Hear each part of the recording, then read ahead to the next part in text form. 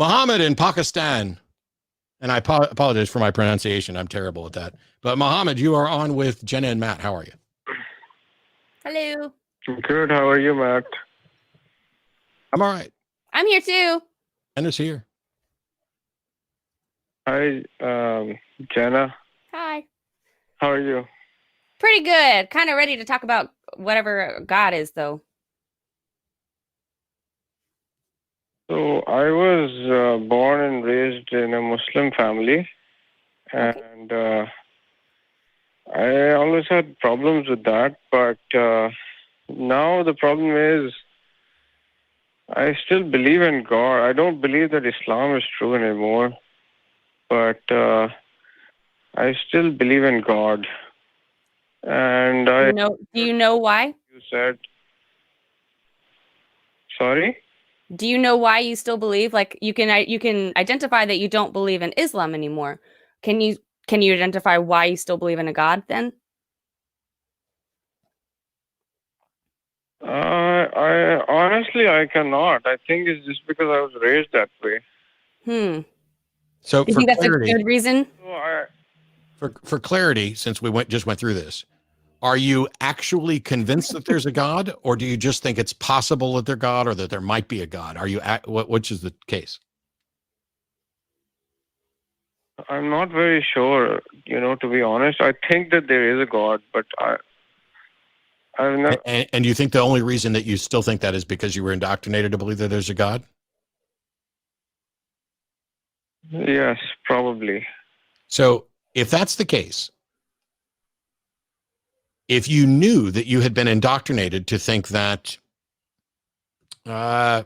people from Pakistan were better than people from Senegal, and then you found out that the only reason you believed that was because you'd been indoctrinated, would you continue to believe that?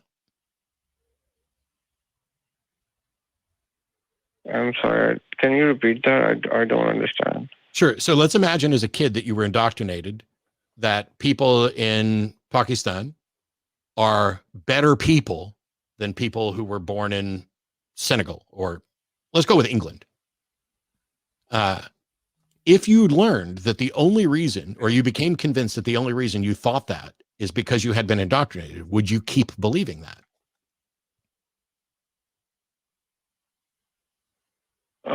If I knew that if I was indoctrinated, no, but I don't think it's as simple as that, because in my mind, I feel like there is a God, and that's the problem. And I like that God. I don't like that God.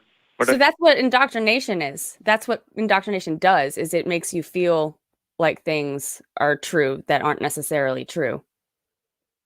And so that's why people would believe that, like that the racism, that's why people would believe that, is because they've been raised to believe that. But then you find out that's not a good reason to believe that. And so you no longer have a reason to believe that. So you shouldn't believe that anymore, correct? Yes, in that sense, yes. But the problem is I still feel in my mind that such a God exists. Awesome. Thank you. First of all, we got a lot further, a lot quicker. Yeah. I can understand that you can recognize that you have a belief that is in fact irrational, that you can't let go of for some reason. And I have a friend who won't go ice skating. And he won't go ice skating because he's terrified that he'll fall down and someone will skate over his fingers and chop off his finger.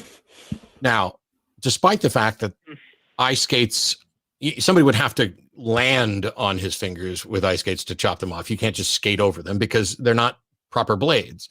And so you can talk till you're blue in the face about all the rational things and how absolutely unlikely and ridiculous this is, and how it almost has never happened that this sort of injury that he's specifically afraid of happens during ice skating. And yet he maintains that irrational fear. That is when if you want to deal with that irrational fear, that's when you need psychological help. That's when you need perhaps a therapist recovering from religion, a counselor, a group of people, so that you can figure out what is keeping you in that fear. Because if your conscious mind is saying, I don't have any good reason to believe that at all, why am I still terrified of that? Why am I still bothered by that? That's where you need and can benefit from counseling. We often recommend Recovering from Religion, the Psychotherapist Project, even the ACA Discord. There's people to talk to who have been through similar things. All of those things can help. Can I ask, what are you finding most difficult? And if you don't have an answer, that's fine. I'm just wondering if you know what you're finding most difficult. My first instinct is to say I really don't know, but I mean, I really don't know. It just feels like that, there is a God. I hate that God, but I just feel like I don't want to have a conversation. I don't want to pray to that. I don't want to talk to so that don't God. Ignore him. Can I just say I'm really sorry, because it sounds like you're struggling, and I can recognize what that feels like, and I'm sorry that you're going through it. But I'd also like to reassure you that once you get through this, it sounds to me like you're on a certain track, and I like where you're headed. Once you get through this, things can get easier, with time, as you think about this stuff more, as you sit on it longer, that uncomfortable feeling that you have can subside. I know, Jenna. I've been sitting on it for over 2 years now. I've been trying to get over it, but it's just a lingering feeling on top of my head. I just feel like this God exists. He's going to punish me. I hate him. He's a fucking asshole, but I still think he exists. I still think he can do to me whatever a rapist can do to his victim. I'm so sorry. So Mohammed, what has he done to you so far?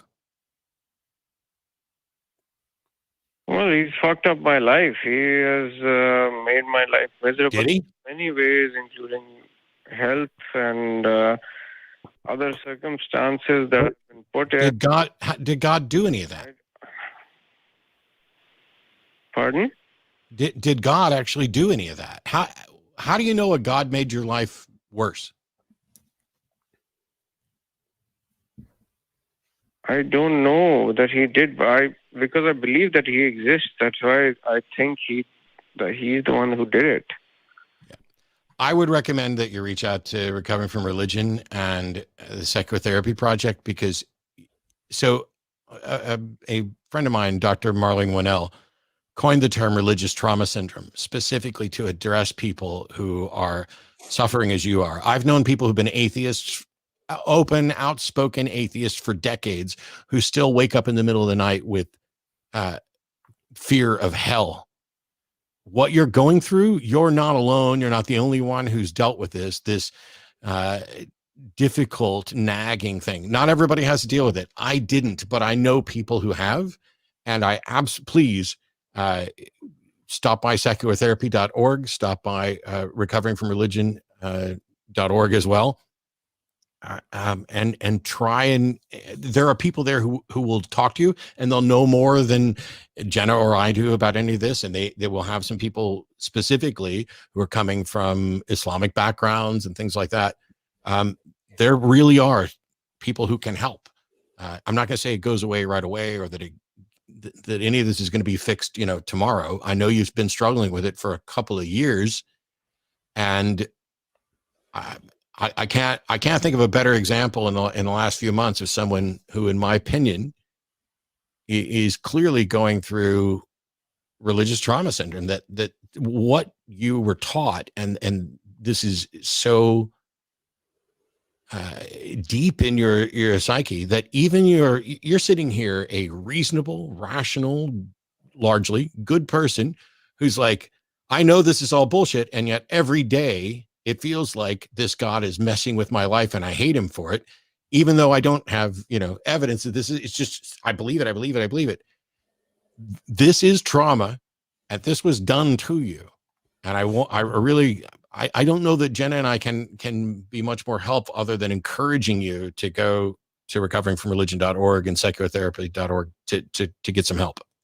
I would personally recommend that you spend as much time as you can talking to people who know what you're going through.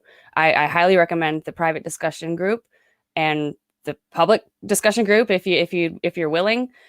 Discord server. I think that talking about this is the only thing that can help. Yeah. You're not alone. Sorry.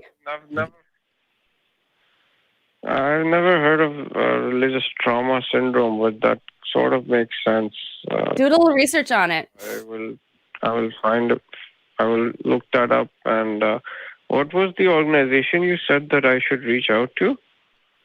Recoveringfromreligion.org and seculartherapy.org. And if you email tv@atheist-community.org, somebody will get you links. If you jump in, as a matter of fact, why don't I put you back in the queue and a call screener will make sure that you have links so that you can contact them.